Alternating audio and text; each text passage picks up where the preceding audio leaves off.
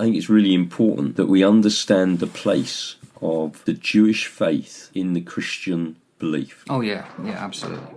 After Jesus walked this earth, there was probably around about 300 years where Jews who believed in Jesus were Messianic Jews. They followed the Jewish traditions, they followed all the other stuff. There were Gentiles who were grafted in, who would have had the Holy Scriptures, who would have been taught the Jewish understanding, but they were given a liberty to not follow all of these Mosaic laws outside of the sort of Ten Commandments and all of the other add-ons that the Pharisees had put on. And so you've got this incredibly group of people for the first 300 years. Before Constantine comes in, the early church then loses touch with its Jewish roots, and a form of religion begins to emerge that overlays belief in Jesus on pagan practices in order to gain political control. Yeah, that's historically true. And so the Jewish root system that we're grafted into has actually undermined and then replaced by a counterfeit system. And that's what's been happening for the last 1700 years.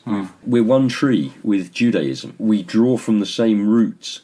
We draw from the same source. But come Constantine, the church has been, it's almost like snapped off and planted as a separate tree. No, because we're not drawing our source now from this tree over here, which is Judaism, which is the scriptures, which is the Tanakh, which is the prophets. By overlaying everything on pagan traditions and things, you end up with a whole mishmash of stuff, which is got absolutely nothing to do with anything. I mean, it's great tradition. I love the tradition of some of these things. And the church for nearly 1700 years has said that Judaism is dead, that God has finished with Israel, and that we, the church, are the holders of the covenant promise. Well, I don't think God got that memo. And we are seeing stirrings in Israel of people who are coming to faith in Jesus as Messiah of Israel. And I think that that is so incredible. You know, Israel's a nation again against all the odds. The Jewish people are slowly being woken up from this sleep as to who Jesus is. They ignored him. They missed him. And when they do wake up, that garment, Israel and Judaism, will once again become fit for purpose, but it will be required for a time yet future. So that's how I see this parable of the garment.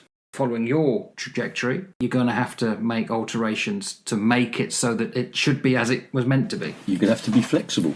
You're going to give a bit of give. Context of Jesus' teaching, he's speaking of Jewish belief in him as Messiah, in Messianic Judaism, which he refers to as the ecclesia, the church, and he's talking about it in comparison with traditionally structured Judaism. So that's what we've got set out at the beginning. Messianic Judaism has to adapt to fit the old garment. Traditionally structured Judaism needs to be flexible to receive Messianic Judaism. Adaptation, and then there's the reception. It's a give and take thing.